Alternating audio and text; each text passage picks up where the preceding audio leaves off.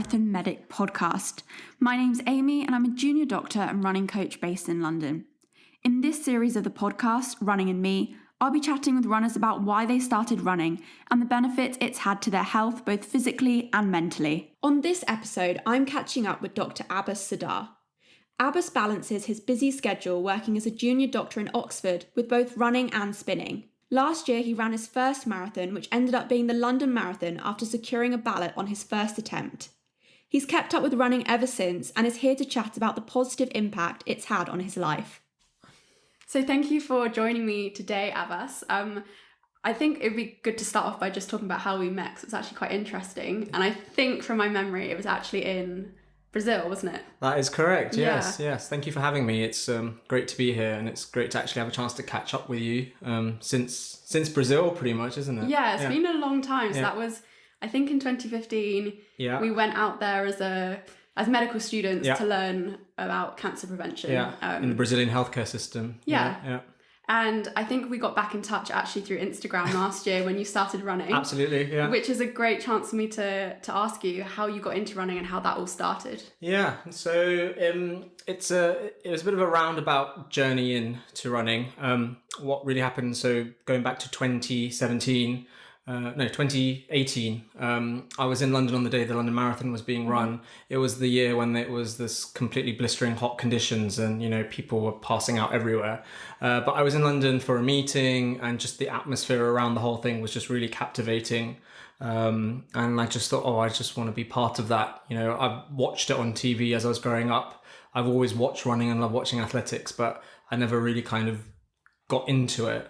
So I thought, you know what, let's put a ballot entry into the next 5 years and see what happens. It's one of those bucket list things that you want to maybe do at some point in your life.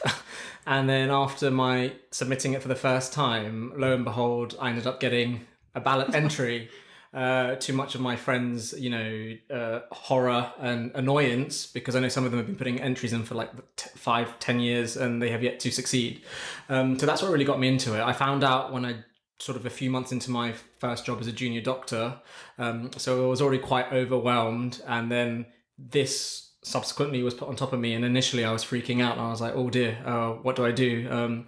How am I going to do this? I didn't know what it entailed. I didn't know if I could do it. So I was just kind of stumbling through, working it out, catching up and getting in touch with people like yourself on the way. Doing races in between, and then as a consequence of that I just got hooked on it, and since then it's just been something that I just don't want to give up now, and it's become a big part of my life. So that is my journey into running journey. So before you had the ballot result, Were you running at all, or was that literally one day you wake up and you've got a marathon to train for? Pretty much, as in I would intermittently run. Okay. So maybe when I'm just wanting to feel a bit better about myself, I'll just go for a bit of a run around the house or something, which I would do every now and then, but nothing to the extent of even preparing for a 5k, let alone a marathon. So it was pretty much 0 to 100 in the space of getting the entry, which sometimes I think is the best way to do it. If you're thrown into something, you just have to adapt and start running. Absolutely. What was your biggest barriers to that, or the things you struggled with the most? So for me, I'd say the biggest challenge was actually running, if that makes sense. The actual physical. Okay. So as I said, I just started my first job as a junior doctor, and it was, it's not the easiest thing. It's very relentless. The hours are terrible. The recovery time between those hours is minimal. Mm-hmm. So I just was struggling to even find time to run. I was finding marathon, training schedules online. I was like, I could do this one. And then I realized actually I can't run on that day. I can't run on that day. I can't run on that day. So therefore, maybe day one, I could only do day one of the 3 or 4 scheduled runs. So I had to work out how to get around this. And I thought, I'm just going to run as many races as I can. Races were mini goals that I could work towards. I did my first 10K in Fulham. And again, that was my first proper race, and I just loved it. It was just a great atmosphere, great experience. Did another 10K, did a third 10K. Then I signed up for my first half marathon. Then I signed up for my second half marathon. Then I did a 20-mile race, last race before doing the London Marathon eventually. I think it's a good technique because I really agree with you that I find marathon training plans that you get on the internet so rigid. Absolutely. And life isn't rigid and predictable. Yeah. So I've never used one personally. I always build one myself around whatever I'm doing. Yeah. So time is definitely an issue, and I think especially in our line of work. I found another thing is having to adapt your training to a job where you are on your feet all day, because it's very different to sitting in an office. Yeah, absolutely. So I was just wondering if you'd managed to pick up any techniques. I feel like we can cover, 5 to 10K on the wards. Yeah, absolutely. Like that step count, sometimes when you're on call, it hits like 20,000 when you've all got patients like scattered all across the hospital. And it is tiring, and it does take it out of your feet. So, the thought or prospect of having to go for a long run after a 12-hour on-call shift. I love running, but even that can, it can, you question it, because you're like, A, can I do it? And B, will I be able to turn up to work the next day and do it all over again? My main thing was to rely on the weekends when I wasn't on call to really just run as much as I could.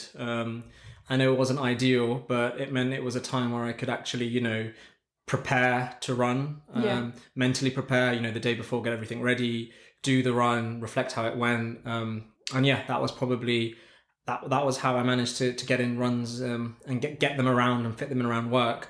I think for me, the other thing, which I found for exercise in general, but also running, trying to get it done before work works quite well for me. Not only does it mean that the run's out the way and you don't feel like it's a burden that's ensuing at the end of the day, you're mentally, you feel a lot more rejuvenated and more ready to tackle what the wards might throw at you on that day. Yeah, I've been swimming a lot more in the mornings at the moment. Yeah. So I personally can't run first thing in the morning. Okay, how come? I need breakfast. Yeah. And I think having to wake up early enough to have breakfast and it go down and then run, I can't do before work. Yeah. So I started swimming. Yeah. I'm very lucky that there's a pool a few minutes away. So it's so easy. But I found I haven't really done it for training, but just for my mental well-being. Absolutely. It's great. My days at work are so much better on the days that I've gone swimming. Yeah. And I'm sure it is helping my running in some ways. And it's nice to feel strong in different ways. Like my arms have been exercised for the first time in years. No, I often, like a lot of my colleagues often at work, on night shifts and even on the long days, to when we get towards the end of the shift and I'm still, buzzing around, darting around, doing X, Y, Z, they're often a bit like, where's that energy coming from? It's from the running and it's from the other exercise that I do. It keeps me going, which sounds a bit counterintuitive, because obviously your body's going, you're putting your body through a lot, but I think a big part of it, and one thing that I've fallen in love with regards to running, is how it helps from a mental point of view, and how it makes you feel, and how it can instantly just change your outlook on the day really easily. Do you find that it's been an important part of your foundation training? Because it is, obviously your responsibility gets bigger as you move up in the NHS, but Absolutely. As a doctor, when you're first starting, in a way, that's almost the most stressful bit, because it's the unknown, it's the work that maybe other people don't want to do sometimes. Have you found running's helped you cope with that? Oh, 1,000,000%. We just came back from a run, and I was talking how I've just, I've seen loads of colleagues around me, my level, senior to me, and they're all burning out all around me, and it's inevitable, given, it's a tough job, and it almost doesn't get any easier as the responsibility increases. So for me, it's given me something to focus on. It's given me something to target and something I can do out of work, which I enjoy, but also it has a subsequent benefit on my work life as well. I haven't done them myself yet. I start in August, but I know you've been doing lots of night shifts. I have, yes. I was just wondering if you had any pearls of wisdom to share about how you've managed to balance exercising with night shifts, because to me that's such a stress on the body itself to then go and do exercise. is quite an extreme thing to do to your body when it's already tired and run down. So I think to any of your listeners who might be listening in and wondering what it feels like to do a night shift, I think the best description I give to people is like you're in just a constant state of jet lag. Yeah. So you just feel jet lagged all the time while you're on it. Your mind's a bit fuzzy. Your eyes are like bright red. And you're just walking around like a zombie, really. Yeah. In terms of how I managed to try and get exercise in, it's tough. And I'd admit that there's times where I've had to forego the exercise for the batch of night shifts. So typically you do a Friday, Saturday, Sunday, or a Monday, Tuesday, Wednesday, Thursday night. And every now and then, when the shift finishes and I feel good about the shift and I'm like, yeah, that was a good shift, I might feel like, you know what, I'm going to just get in a run before I, go to sleep. It's tough. Interestingly though, the days where I have forced myself to go for a run following the night shift, I end up sleeping a lot better during the day in preparation for the next night shift.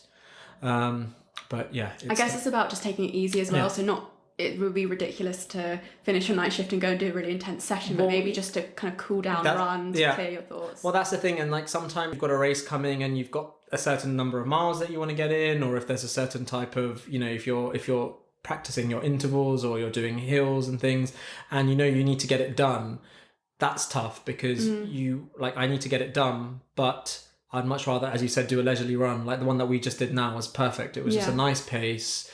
I admit I have yet to strike the right balance for exercise and night shifts. Again, it tends to be one of those things that when I get onto my 0 days, which are my recovery days, that's where I end up going, almost catching up. Yeah, I tend to do that. So I would run a lot more, and I would try and do more spin classes, which is one of the other key bits that I do to keep my cardiovascular system going. So it's a catch-up game actually for me at the moment, taking those 0 days to do the exercise or the running that I would have done during those days. And to me, sleep is almost part of your training program because if you're exercising, you're not going to recover and build your muscle if you're not sleeping. Absolutely. So I think you do have to strike that balance between doing the night shift and maybe, actually I'm not going to exercise today because the sleep is more important, because there's no point just pushing and not recovering as well. But this is what's so hard about, all jobs, but in particularly I found being a doctor, like it's so hard to switch off when you get home. Yes, you've finished your shift, you've handed over the bleep, but in the back of your mind you're like, did I prescribe that antibiotic correctly? Did I check that patient's blood? It makes it harder to get that recovery in. But yeah, as you said, it's vital in order to ensure that your next run goes to plan. Do you think, I think that attitude of when you come home from work, you're switched on, you're thinking about things, maybe feeds into that typical picture we have of doctors. They're often quite perfectionist and high achievers. And I sometimes wonder if sports are maybe difficult for those people as well, because they have to do them to perfection and they can become quite obsessive with exercise. Have you found that you've ever felt like that? Well, I think there's two elements to it. So on one side, yes, I think often, jobs like being a doctor does attract that kind of, personality that, they want to be the best. And, that's a good thing to want to do, especially if you're looking after other people.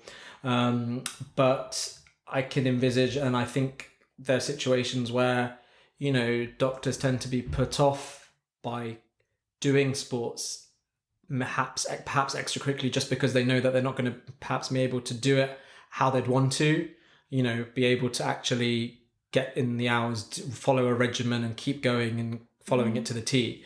And I guess that would have been my approach, but it was when the London Marathon ballot came up and it was like, I just have to work it out and then just do whatever I can. That helped. But on the contrary, I also think exercise in general is the way that I do switch off from work as well. In addition to obviously physically improving, my body and physically improving, my fitness goals, it's my me time. It's away from everyone else, out of the medical bubble, and switching off from the world around you, which I really value. Do you tend to do your sports independently or with other people? So it depends. So as I said, I mean, I've already brought it up multiple times, but I'm a huge fan of spinning. I think we need to just explore the spinning, don't we? Yeah. When did you get into that? So interestingly, spinning first came on the radar when I was in medical school. Okay. It was final year of medical school, in that horrible period between September to October of final year, where you're applying for jobs, you're preparing for OSCEs, you're preparing for electives, and it got to the point where there was a week where I literally was just sitting in the library 9 a.m. to like 8 p.m. every day, repeating that cycle. And I just went, all of a sudden I just kind of went, I can't be that person, that like, this can't be all I do.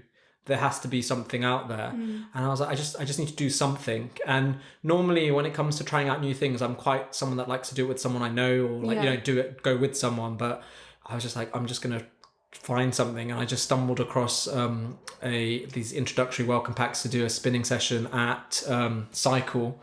And I thought, yeah, you know what, let's just give it a go. And then I just kept going back, and I wasn't sure why I was going back. And I just kept going, and then the frequency just kept increasing, and I would start to do double back-to-back sessions. I'd start to do triple sessions.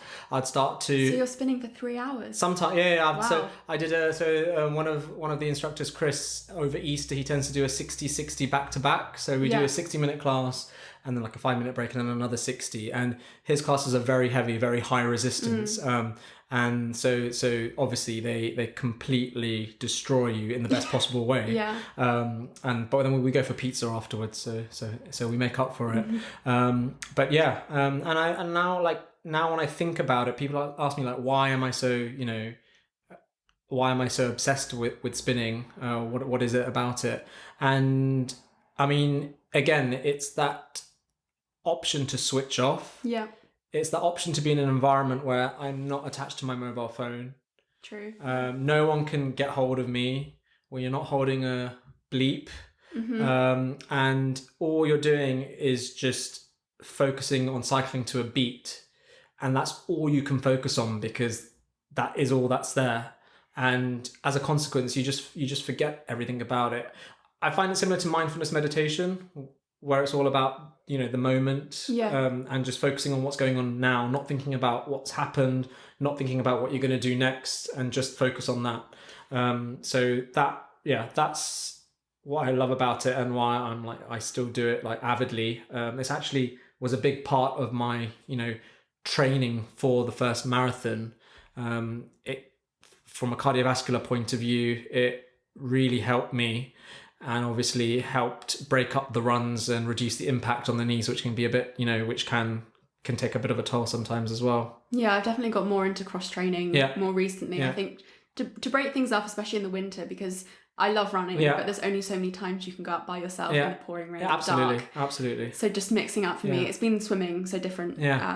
But also I just feel like it's made me overall fitter. So it definitely helps. It all contributes. And it's nice to go to classes sometimes, I think, just for the people and different people. Like, we end up working with doctors. I live with doctors, socialize with doctors. I think in medical school, we went to the same medical school, and it's a healthcare campus. So honestly, all my friends are medics or runners. So I literally have two conversations that I have nowadays are either about sport or medicine, but it's good to meet other people. Well, I think it's really refreshing, and obviously you end up meeting really interesting people from completely different backgrounds. Something like running, it's one of those topics that people who love running like to talk about it. So you can meet a stranger, and then in the space of about like 10 minutes, you feel like you've known them for ages. So on the trauma ward that I work on at the moment, there's quite a few a lot of the nurses are quite keen runners. Okay. Your job as a doctor can be made a lot easier if you get along with the nurses and work with the nurses.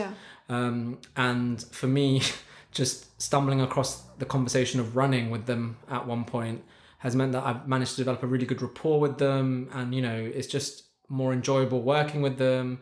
And we every now and then we take 5 minutes out and just talk a bit about what race are you doing next, what race are you going, and hopefully I think for the Milton Keynes 20-mile race that's coming up in March, two of the other nurses are going to be running it as well. So, Nice. you know, it's something to, you know, it's great. It gets people talking, and yeah.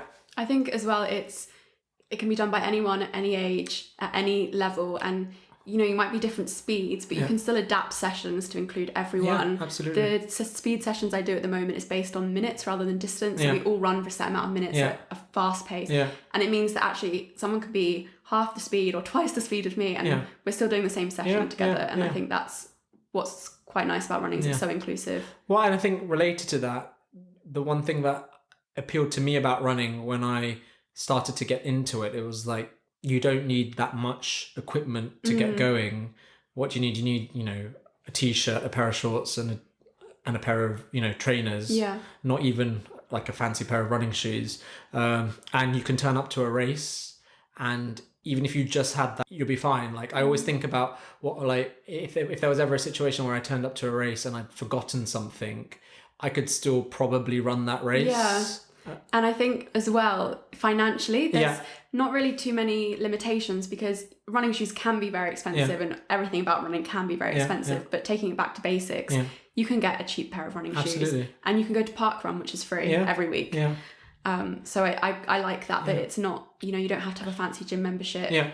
Spinning's great, but it is expensive. Yeah. It's one of these things that, you know, you can do no matter where in life you are. Yeah, and it's just what is a great way of socializing, because we haven't seen each other for like maybe 2 years. It's a long time. And it was nice just to have a run around Greenwich Park, just, you know, catching up on life, catching up on our experiences, comparing, you know, our notes on being a junior doctor, and talking about what we want to do next. Do you feel like we were taught enough about exercise while we were at university? Because I found medicine would be great if we focus more on preventative medicine, is my feeling. And I'm not sure we're taught enough about it. And to me, physical exercise, and I'm not just talking about running, you know, the simple basics of walking or any other team sports is so important in physical health and mental health. And I'm just not sure that we're educated enough about it, or if we have the skills to actually motivate people to start doing that, because often it's that first step which is actually the most difficult. And as doctors, it'd be really nice if we were equipped with the skills to motivate people to do that, encourage them to start. Well, no, I 100% agree. Like, I would go further to the point that saying that, and there hasn't been a single point in my educational lifetime where that point that you've just raised is made pertinently, going primary school way up to sixth form and into medical school itself. It's sort of one of those things that it's acknowledged that, yes, you know, if you run a bit and, you know, if you walk around a bit, it does you well. But that's really where that conversation starts and ends. And it tends to be one of those things where there's like two camps. There's people that do it and there's people that don't do it. And, you know, that's where things sit, really. So yeah, no, we really don't. And you would think, as, you know, medical students, being tasked with subsequently being tasked to looking after and looking out for the health of the population, there would be a focus, or there would be an emphasis on the importance of preventative lifestyle medicine. We're treating to cure, or we're treating to alleviate symptoms, which is unfortunate, because if we were to, you know, act at a point prior to all of this, then the quality of lives of the population would be a lot better. Yeah. The burden that a lot of these conditions that have on the NHS would be less. So there's only positives to come from if we were to do that. And I think loneliness has become such an issue as well, both in the older population as the population as a whole gets older, but also in our age group. I think a lot of people say that they do feel isolated.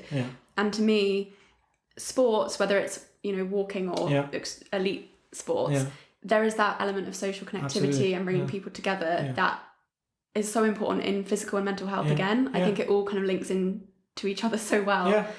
And we need to be able to get people out the door and feel good about it, and not just say to them, oh, you know, you should exercise more. It's a lot more complex than that.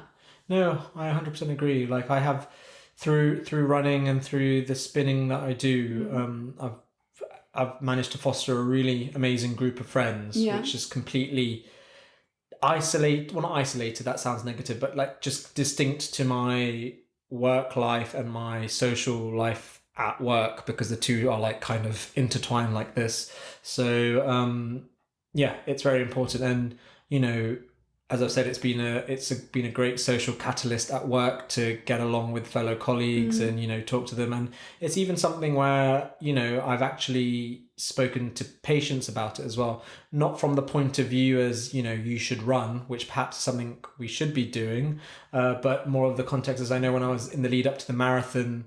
And when more of the nurses knew that I was running it, it became more of a topic of conversation or on the ward. So the patients were asking me more about it as well. Subsequently, after I did run it, I brought in the medal because some of the patients wanted to see the medal. So nice. We say like music is a universal language, but I think running has this power to, to do that as well. It's a catalyst for getting fitter physically, getting better mentally.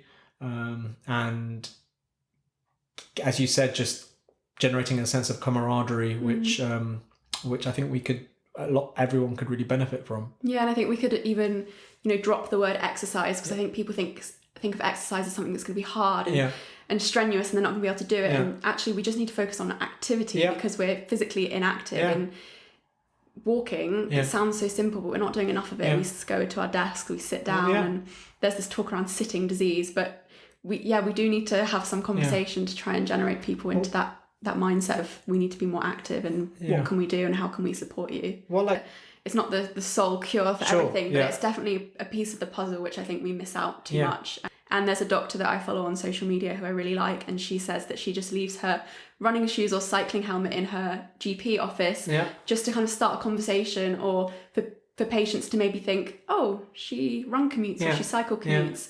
And it can just be that one thought that might change people's attitude to think, actually, I can too. Well, that's a brilliant idea, and I might try and steal that one, because I think that is a visual cue that would really kind of start a conversation. But I also think going back to I'm going back the other way now, but when you're asking me about why I got into running, it was the marathon that prompted all of that. But I think I also had an epiphany just as I was about to start working as a junior doctor, and I was like, oh, okay, I'm going to be tasked with looking after people and imparting or giving advice on patients' health. Now, I feel like in order to do that, I should at least represent or attempt to represent a healthy person, if that makes sense.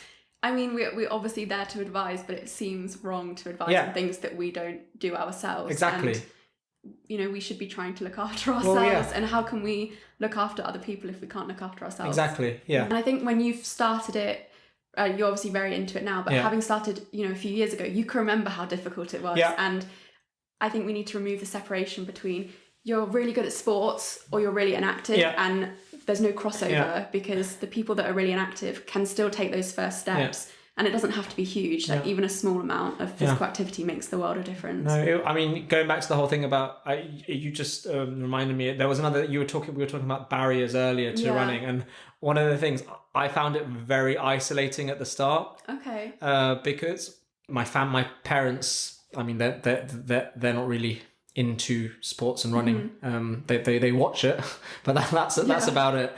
My friends at university, I love them to bits, but they aren't, they're not into that kind of stuff. So I would be, I would be going to races on my own, sort of trekking into, wherever they need to be. So, and you sometimes go far for a race, don't you? So I'd go there on my own, get ready on my own, cross the finishing line on my own, come back on my own. And at times they'll be like, you know what, it would be nice if someone was there. But I actually didn't need that, because it's such a personal journey that almost it was even more special, the fact that I was just, I had this thing to do for myself. But yeah, I think that was probably a barrier for me at the start, and probably is a barrier for lots of people. So I'm just going to end now by asking you a question. I'm going to put you on the spot and just ask you. haven't told me what the question is, have you? No. So I haven't got a chance to prepare. No, this is a quick fire question. Right. I want you to sum up in one word how running has changed your life. Ooh. It's not one word, but I think it's changed my perspective of life. Okay, so the word can be perspective. I'll let you answer. Yeah, sorry, yeah. Great. So I think it's definitely changed my perspective of life, and because of it's made me realise, for me personally, what's important and what's not important, and as a consequence, it will subsequently it will play a big part in me deciding where I go in terms of my career and in terms of life in general. Yeah, so I think, because we were speaking earlier about how important balance is for both of us, and Yeah. sport plays a huge part of that. Yeah, and I think, it has definitely done that, and I think it's changed me for the better. And yeah, I can't imagine. It's got to the point now where, you know, it's similar for you. Like, you can't imagine a life or a time where you weren't running. Yeah. Because it's such an intrinsic part of what you do. If there's anything in particular that you'd like to know more about, then please do get in touch by emailing amy@marathonmedic.com. If you want to keep up to date with the latest podcasts and blog posts, then you can also follow along by using the Instagram handle @marathonmedic.